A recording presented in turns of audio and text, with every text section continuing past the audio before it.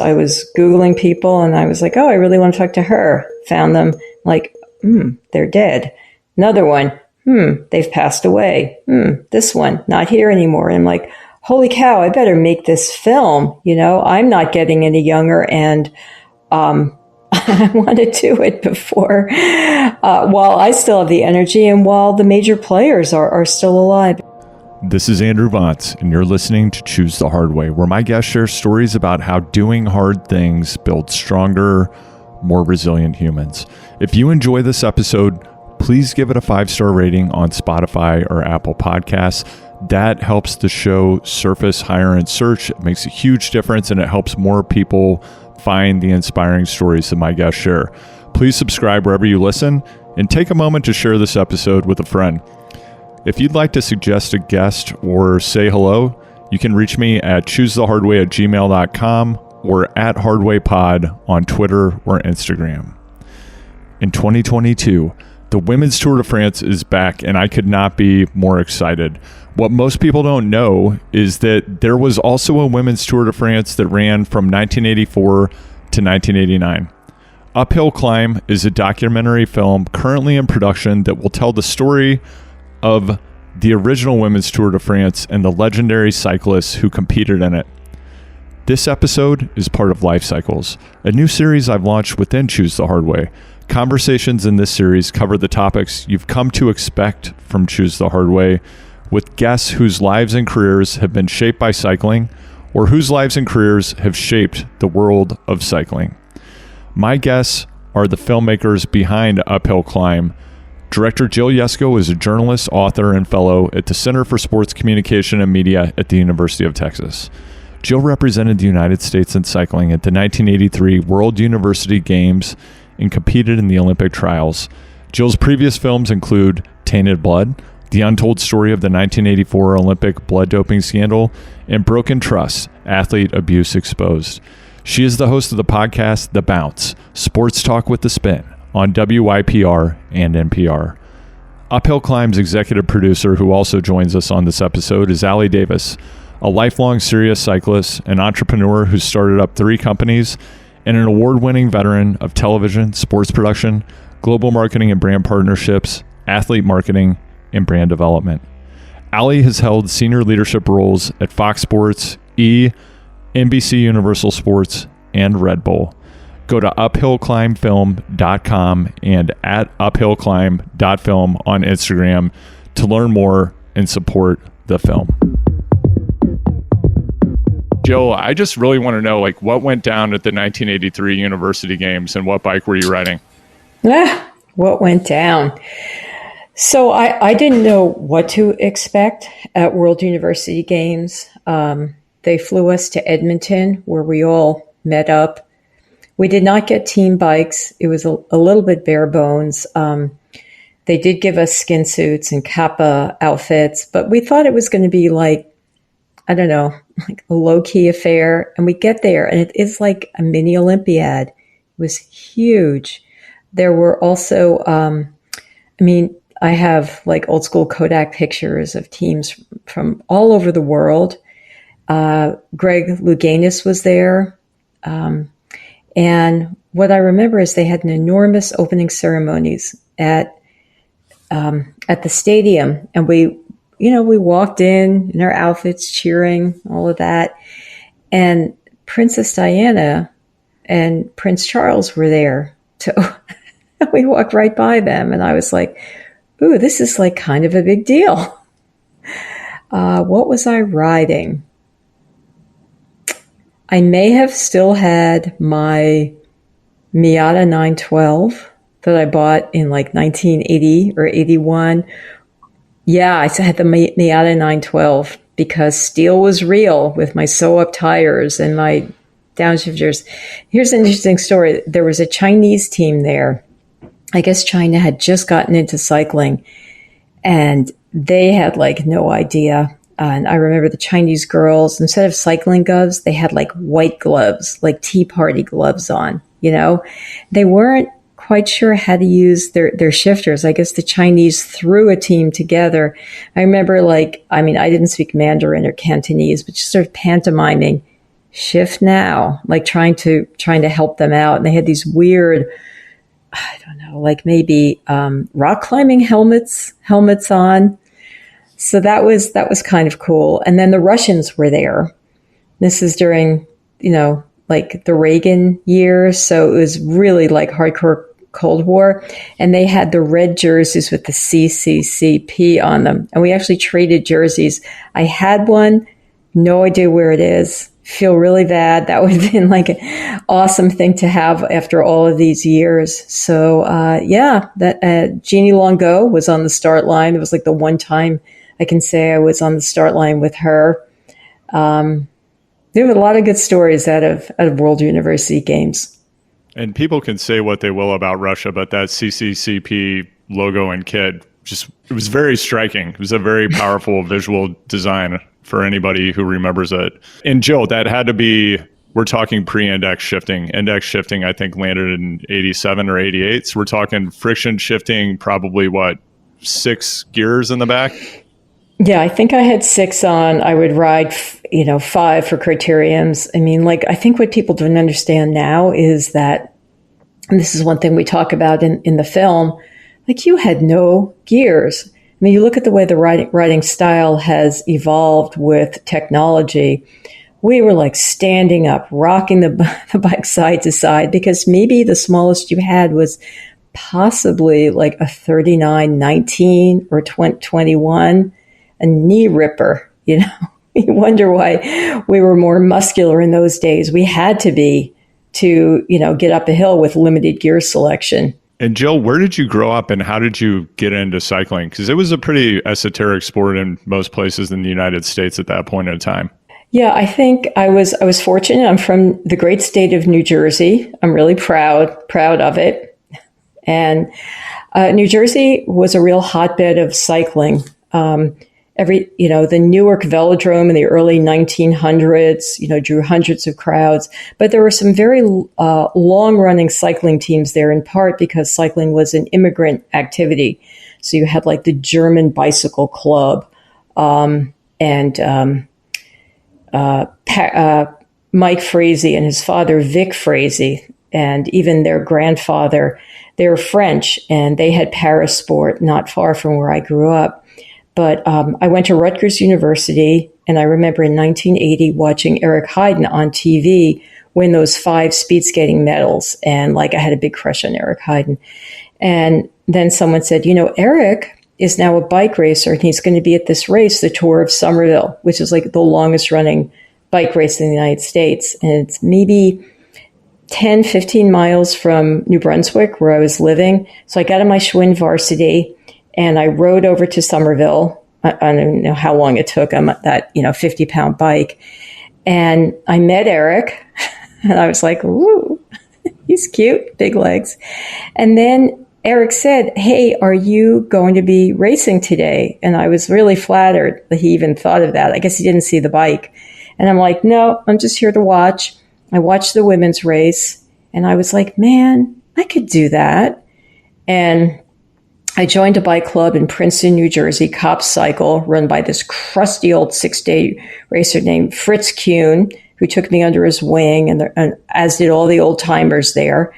And I got that Miata 912 and started training. And the next year I was on the line at Tour of Somerville. So that was kind of how I got hooked. And what did you get out of cycling? What did you enjoy about it? I loved, pushing myself to the limit. Great opportunities to travel.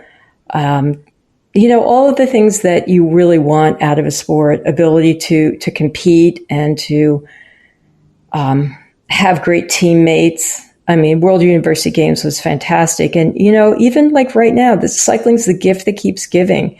40 plus years later, I'm still in contact with so many people, and to have the opportunity to make this documentary and the docs that I've made before that some involve cycling and others are sports oriented. I think cycling becomes it gets in your blood, whether or not you're still riding your bike or not. It gets in your blood one way or another. And of course, that's like a virus. You can't get rid of it. It's like herpes. You can't get rid of it. It's one way to put it, Jill. Yes. New Jersey, this is how we roll. Just say it like it is, Andrew. I love it. We're going to jump into the doc in a second. Before we get there, Allie, what was your entry point into cycling? What drew you to it, and why did you stick around? So my first bike was actually a BMX bicycle, and I used to build jumps for myself and go play in the dirt.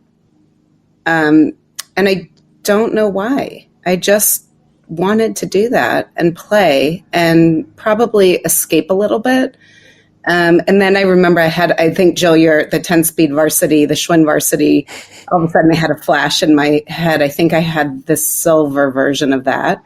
And I used to put my cat on it and put my cat on my bike. I think I was going in a different direction with my cycling back then. And then it wasn't until high school that really my senior year, one of my best friends and I grew up in Marin County, in Mill Valley, very lucky. And my girlfriend and I wanted to ride over Mount Tam on our road bikes. And we trained and we trained and we trained. And we woke up one morning at 4 a.m. and it was freezing cold and foggy. And we said, nope. And never did it. And then it was later in life when I met a boyfriend, and he happened to be a triathlete, and I picked it up again and really fell in love with it at that time. Then it stuck. The road and I are married.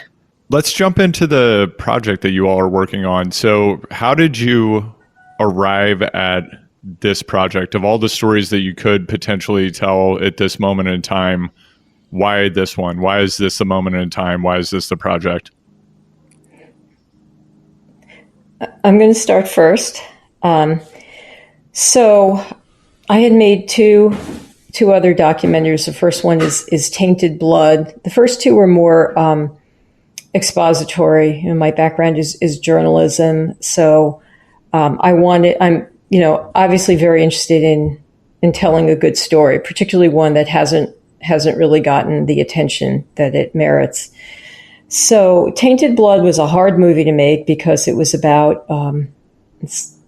unknown dope, really very a doping scandal that did not get a lot of attention for a lot of reasons, and it happened at the '84 Olympics. And a lot of people saw the film. I got a lot of support. I got a lot of pushback. And so that was my first experience with a topic where I was like, oh, I thought everyone's going to be really happy about this film, and they weren't.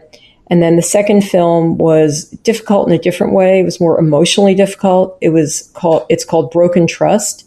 And I interviewed female and male athletes who have either directly been sexually abused or have otherwise been affected by sexual or emotional abuse, but how they've come out on the other side of it. And I made it for an educational market, not to be a downer, but to show that we can work through this and there are solutions.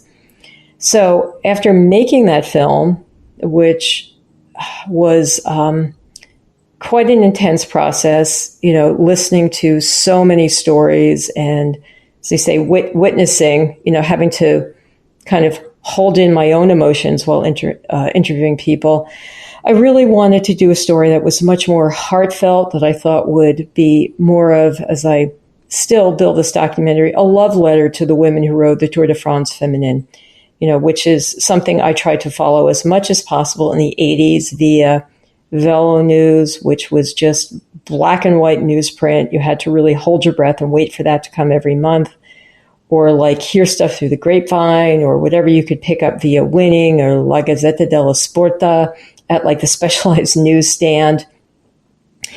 And having come into contact with so many of these other women through my first project, Tainted Blood, and with the advent of social media where you can find people, I was like, well, this is an amazing project that's going to be so pleasurable to do and really honor the women of the 80s. And so that was the real genesis of the project that I started kind of right before COVID, which brought it to a crashing halt, like so many other things in our lives. And now we've picked it back up again.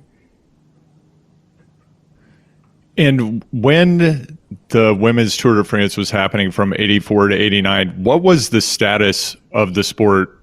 And we were kind of talking about this before we jumped into the actual interview, but I was pretty young during the 1984 Olympics, but that was a really big moment in time for sport generally in the United States, but definitely for cycling. American cyclists grabbed some gold medals. But what was happening on the women's side of the sport? And the men's side also was just kind of becoming fully professionalized at that point in time. What was the status? How were the teams organized? How was the competition set up for the women's Tour de France? Well, just in general, the 80s were really, I considered a golden era for American cycling. I mean, you could pretty much find a race every weekend, whether it's a road race or a track series or a criterium. I mean, mountain biking was still very, very fringe at that point. It didn't, really kind of come along till the later 80s. By the way, I think my first mountain bike was a Fisher Hukuiku. It was a great bike. Man, those first mountain bikes were sick. They just digress. It's no wonder I have back problems now, Allie. It's like your body was the shock absorber. Those bikes were really hard. And our steel bikes, too. I'm short, and I was riding like a 49-centimeter frame with like no rake. It was practically like a track bike with road gears. So your body was beaten up on those things. Anyway, the 80s were a good time. I was living and racing in LA during the 84 Olympics, and I think one can't discount the amount of hype when Olympics come to a city. And if you watch my film, Tainted Blood, The Untold Story, the 1984 Olympic blood doping scandal on Amazon, one of the things that I think really set up the blood doping scandal was how much hype was going on. As I mentioned, height of the Cold War, it was a legacy Olympics for LA. Reagan was in the White House. It was a very jingoistic time. And so it was going to be the USA versus Russia, no matter what. And then, of course, the Russians boycotted, sort of at the last minute. And the expectation then was, well, with the Russians gone, the U.S. is just going to win everything. So the pressure on all the athletes, especially the cyclists, was enormous. And so I think and it was the first women's road race in 84. And of course, we got gold and silver in that.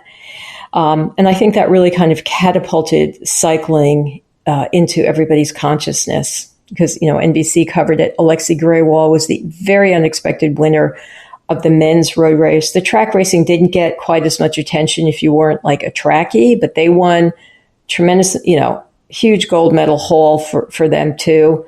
But I remember with my boyfriend at the time, we knew Steve Bauer. He's this big, beefy Canadian sprinter. I'm like, oh, he's going to kick Alexei's ass. And Alexei just slingshotted around him. We couldn't believe it. We were like jumping up and down in our apartment, like hugging each other, high-fiving. It was an amazing moment. My listeners will know that I recently did an episode about a cycling TV pilot. I tried to get off the ground with a producer friend of mine, Eric Matthews, in 2004, just about all of the different cycling subcultures in LA at that moment in time. It was incredible, and I feel really lucky that I got to be part of it. But 20 years earlier, it sounds like LA was really cracking. So I'm just curious, what was the scene like at that moment in time? And particularly from a group ride point of view, were there like the See Me ride, the Montrose ride, Rose Bowl, was stuff like that happening, or what was going on? Totally. So we used to do there were the Griffith Park rides. I think that was Wednesday night. I think that was 3 groups. Rose Bowl. I remember when I first moved out there, I thought I was in really good shape. I did the Rose Bowl ride, and I just kept getting dropped. And I was like, what is the matter with me? It was so fast. And then by year 2, I'm like, this isn't that hard. I can totally do this. There were the PCH rides. Even earlier, I think I have relatives in LA. I went out in 81, 82. I think there was an Ernie's group ride. I didn't do South Bay. I did the track series at Encino when the Olympic Velodrome even before it opened, they did a lot of test meets. So that one doesn't exist anymore. That was out at Dominguez. Raced at San Diego Velodrome. Did a lot of road rides, a lot of little crits there too. I wasn't the best road rider. I was really working more on my track and sprinting skills at the time. But yeah, I remember when I first moved out there, I was like, man, everybody is so fast out here. And it was because you could train year round. On the East Coast, I remember back in the early 80s, you didn't have, you were pretty limited. I had you could have a Tenturi trainer. You could have this really old school. I had rollers too, which really helped with my track riding. But the indoor trainers were very primitive, and they would totally ruin your back tire. And didn't have headphones. You had to put music on your boombox. So training inside was just a real pain in the ass. So going back to that moment in time, the women's Tour de France in '84, were they competing as national teams or trade teams, or how was it organized? They were national teams. The very first '84 team, again, because it was actually really overshadowed by the fact that that you couldn't ride the Tour de France and ride the Olympic road race. The schedules were not going to allow that. So there is, some people throw shade at the women who rode in '84. They're like, oh, that's just because you couldn't make the Olympic team, or you weren't selected for the Olympic team, which is really a crock. Marianne Martin won the '84 team. It was rather ad hoc. It got better as the tour continued. It was 1989 was the last edition of the tour, but these were composite national teams that rode from '84 to '89. But when was the moment that you knew you were all in and this is the story that you were going to tell next? I think just when I started talking to women, this is odd reason, but when I was researching who was available for interviews, I was Googling people and I was like, oh, I really want to talk to her. Found them they're dead. Another one, they've passed away.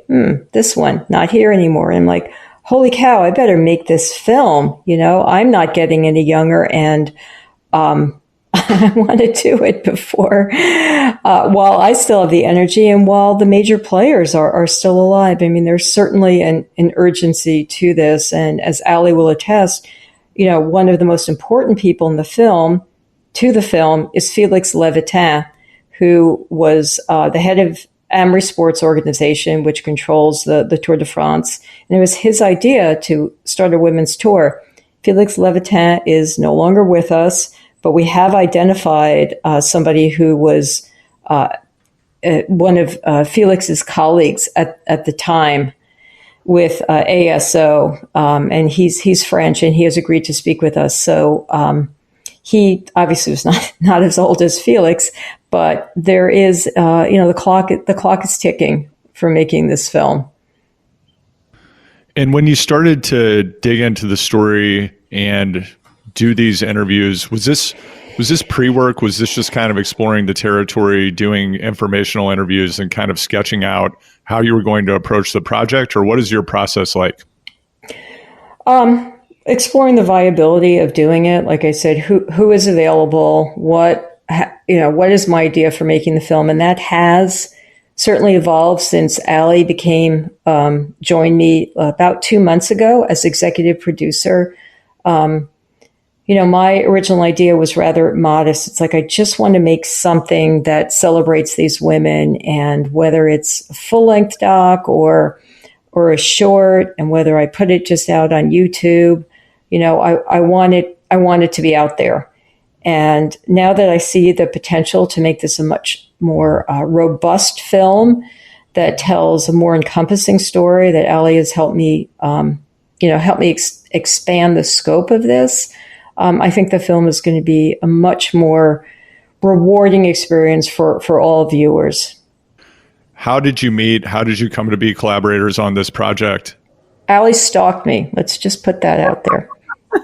Ali. Kind of. it was magical stalking. It was accidental stalking.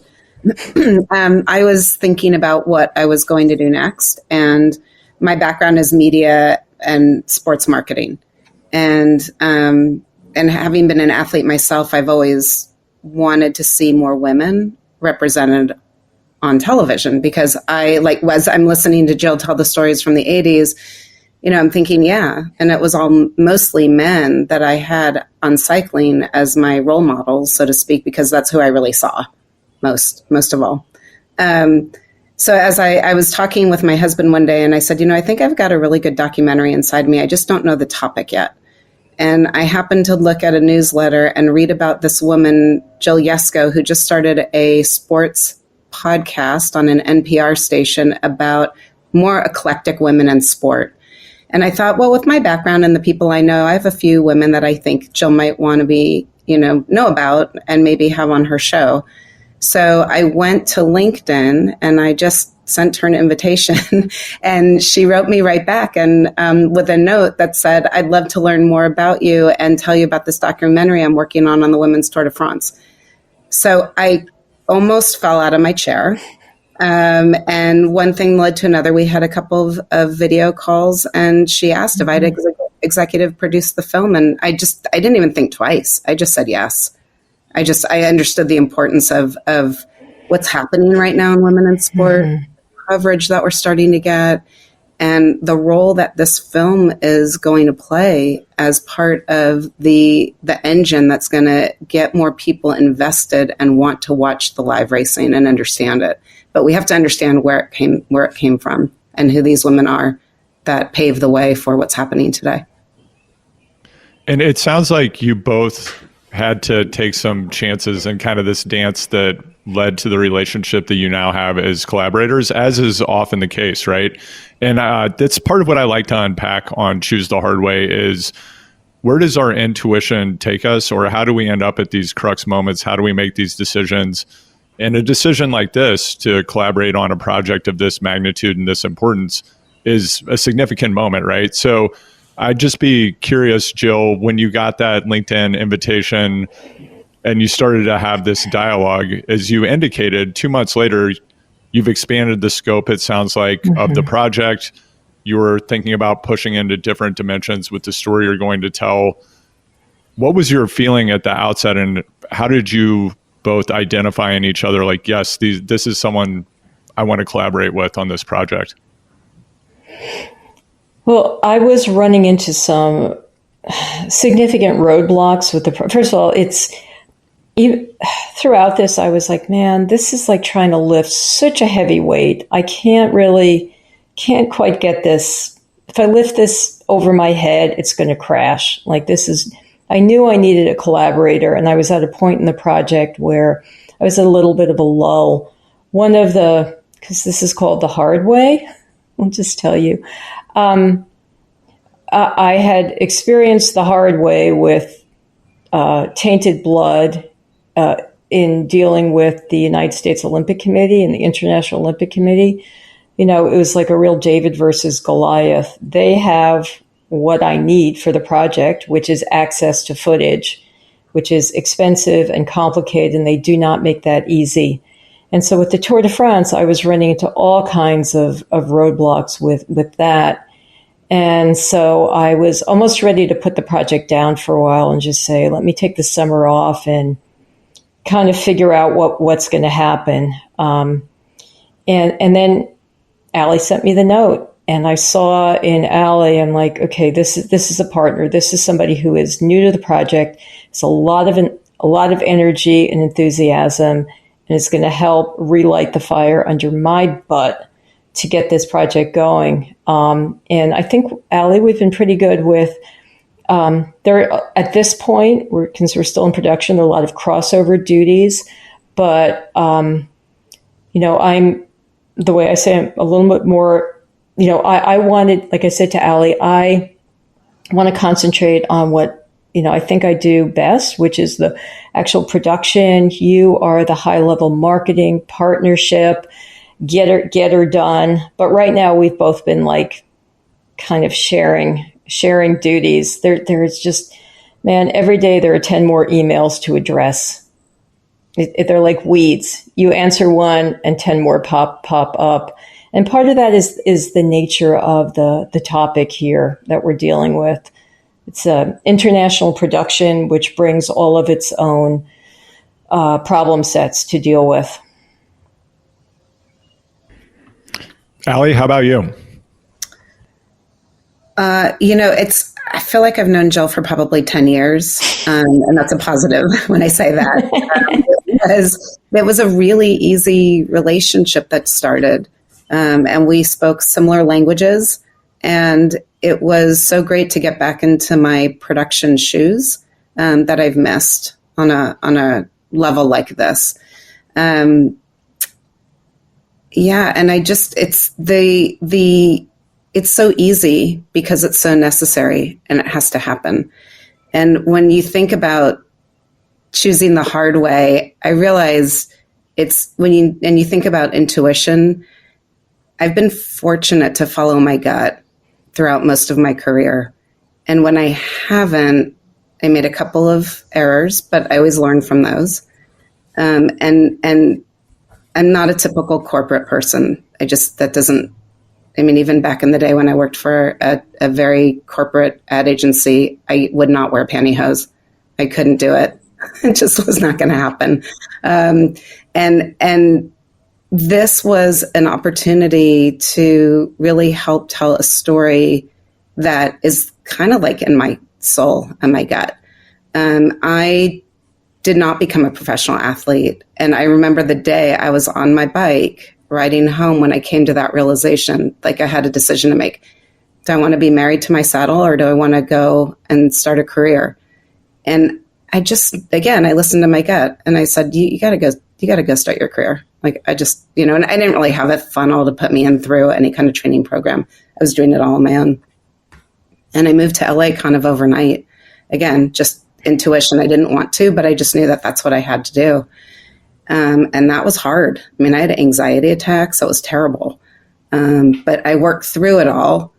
And again, just always continued to follow my passion and follow my gut. And I met incredible people along the way that have always been really supportive and amazing.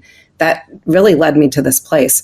So on one hand, it was magical that Jill and I met at this moment in time. But on the other hand, it seems like this road completely led me to her. I mean, if you look at my resume, it's just, it's kind of like, it's like one pedal in front of the other. And off we go. And here we are. If we look at competitive cycling and at the professional level, some of the most interesting racing that's happening is in the women's fields, right? Like particularly, I think about the past several cyclocross seasons where you basically have Matthew Van Der Poel and Wout van Aert time trialing away from the field, which is not particularly compelling. I love watching bike racing. I watched all of the women's cyclocross races for as long as I've been watching cyclocross. On the world tour level, and like particularly with Grand Tours, there just hasn't been that opportunity because, with the Tour de France, for example, it's back this year. Tour de France Feminine is back. But we have this gigantic gap between 89 and today. And I guess I would be curious, why do you think we've had this massive gap? Why has this been ignored, much to the detriment of all of sport, I think? I mean, it's a complex question, Andrew, and there's many, no pun intended, components to it. What I will say in general, women in sport as an umbrella just hasn't had the equal playing field on the field or quite frankly off the field. I mean, most of my career has been in sport, and I mean, there are countless tables I've sat at where I'm the only female at the table. And it's been great, but it's also a little disheartening, and that hasn't changed a whole lot yet. The other part of it is that it's an ecosystem that feeds itself. And so until there are the athletes there are the events there are the sponsors there is the production coverage, there's the money to support it. And if you look at some of the areas that women in sport have excelled at, they've started a long time ago, like tennis and golf, where there have been the coverage. So think about if women's cycling had had this coverage for the last 20 years, where would it be today? We're just getting started. And so we're getting started because there's finally the voice out there that's saying it's time. And it's what I'm hearing and what you said is on so many conversations I'm having with men in particular about women's professional racing, they're saying it's more exciting than the men's. And I don't mean that to discount the men's racing. They're phenomenal athletes and incredible. But not only is it more exciting, but also the women tend to be a little bit more interesting when you talk to them and hear their stories. I was having a conversation recently with another friend in the industry, and we were talking about what it means to be a professional athlete. For men, that means you don't have it. That's your job. You don't have any other jobs, typically. For women, we still have another job. We might have two jobs. And so it creates a little bit more of a story, if you will, behind what makes the athlete. And then you add on to that, if that female decides to have a baby at that certain point, you've got these elite athletes who have to make a decision where they are arguably at the height of their physical capability is at the height of their childbearing years. And so they're also forced to make a decision. And what I'm starting to see, and I'm so happy to see it, is some of the teams and the sports are making a path back after babies so that they can welcome women back, help them get back to where they want to be and part of the team, if you will. So it's an ecosystem that has to be fed and at all levels. And if the events aren't there, you're not going to have the athletes who are excited about competition. And that's all women want to do. We just want to race. We're competitive. We just want to win, be teammates, have a good time, push our bodies, see what we can do, see what's possible. It's no different. Jill, do you have anything to add to that? Do you have any thoughts?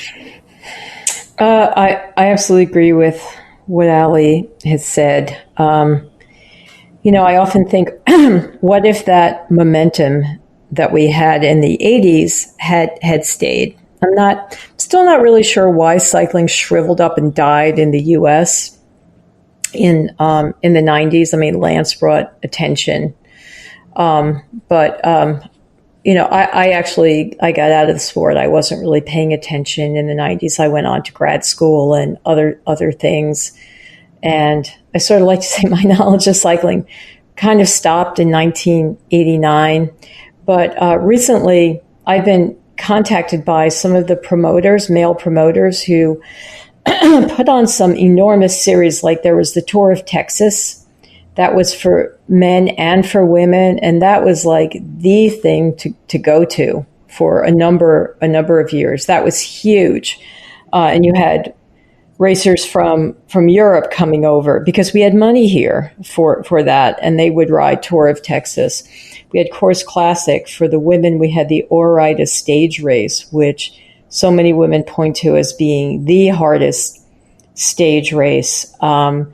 I remember, so many long-standing crit series here on the East Coast, like National Capital Open around the Ellipse in D.C., Salem Witches Cup up in Massachusetts, the Apple Lap in New York. I mean, these great training races in Central Park and Brooklyn. And then I don't know, it just wasn't there anymore.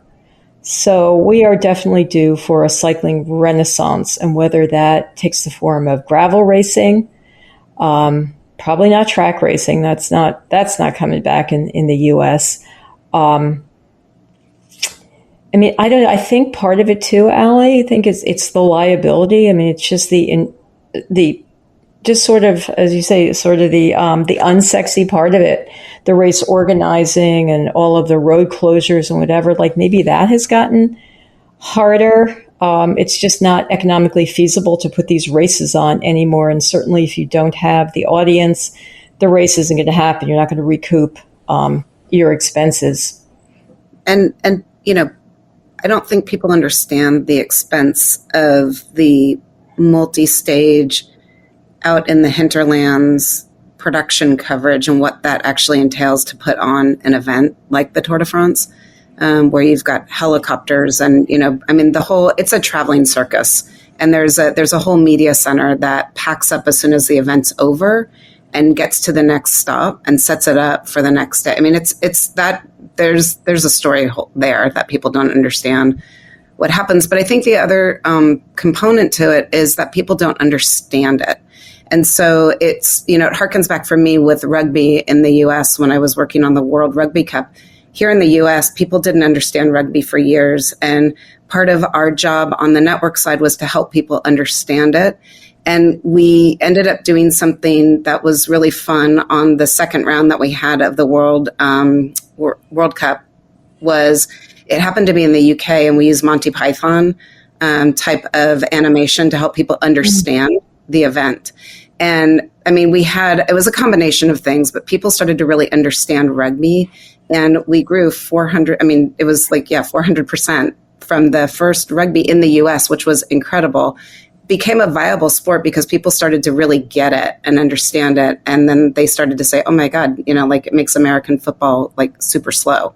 And they really enjoyed it. So I think there's also that component to it. And you look at Formula One and what's happening right now with Drive to Survive. I'm pointing to that a lot these days because it's a really easy example that for the first time, it's making Formula One make sense to the American audience. And the Miami event was massive, both from a event on site and a viewership. It was incredible. So and that's where I feel like this story that Jill and I are telling is going to help cycling audiences just understand more about bike racing and the athletes and what it really takes and get them a little more invested in it. So I'm curious, as you've moved forward with the project, where are you at right now? And what are some of the opportunities and challenges in front of you? Because I know you're very much in the midst of it, and everyone consumes tons of streaming content and watches documentaries. I think very few people understand just how incredibly complex it is to bring one of these projects to life. So could you just speak a bit about what's going into actually making the thing itself? Jill, you want to start? I don't even know where to start. First of all, Andrew, thank you for recognizing all of that. Yeah, appreciate it. Yeah, it doesn't just happen. Hey kids, let's make a documentary, and then bam, it's on all the streaming networks.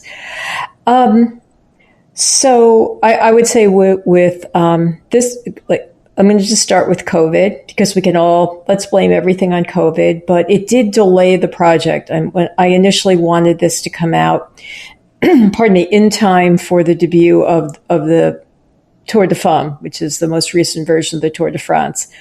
Okay, well, that's not going to happen. The big challenges are because this isn't just about the Americans who rode the Tour de France Féminine. It's been lining up interviews with the European riders, finding them, getting them to agree, hiring crews, scheduling. It's been a huge issue. Where Allie and I will be in France for 2 weeks in July and interviewing people and capturing footage. And we are very excited about that and still working out a myriad of logistical details surrounding that. We're hoping to wrap up all of our filming by the fall and then go into post-production and edit in LA because Allie and I are on opposite coasts and we need to be together for this process. I'm going to let Allie address some of the other issues surrounding funding and haggling over permissions and our legal stuff, which is so unsexy but completely necessary to dot all the I's and cross all your T's if you want to get distribution. Throwing it to Allie. Yeah, it's a lot of parallel paths that have to happen at the same time, just paving the way. I mean, I feel like we're pioneering in a certain level because you've got two women filmmakers making a film about women in sport.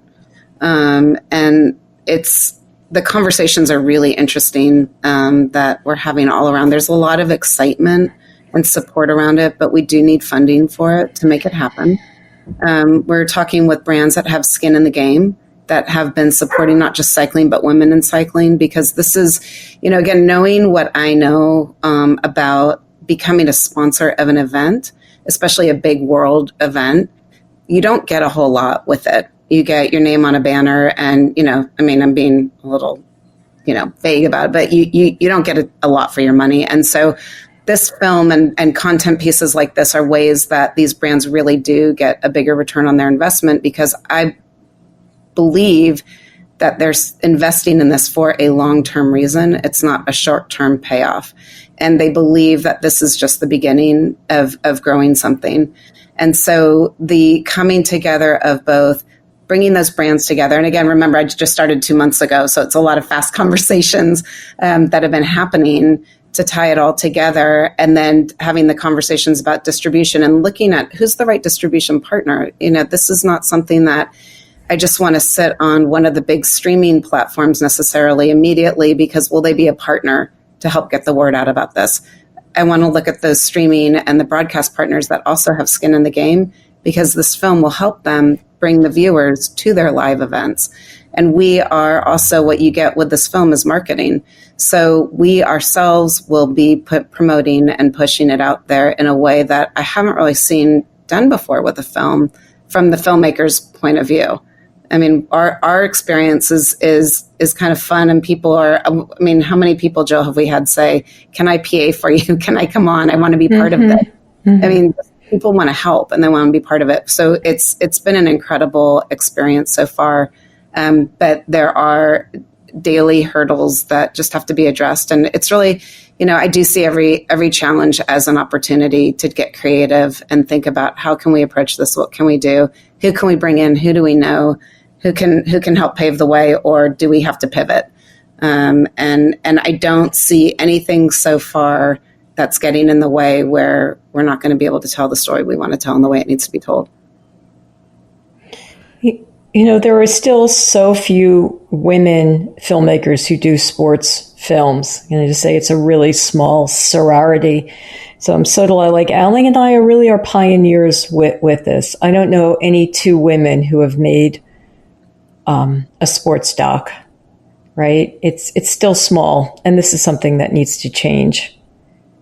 Allie and Jill, on this project, have you had any moments so far where you feel like I'm having to flex into new areas, do something new or slightly different, and that's uncomfortable to do? Yeah, for sure. Every day. Really, daily, I would say, right, Allie?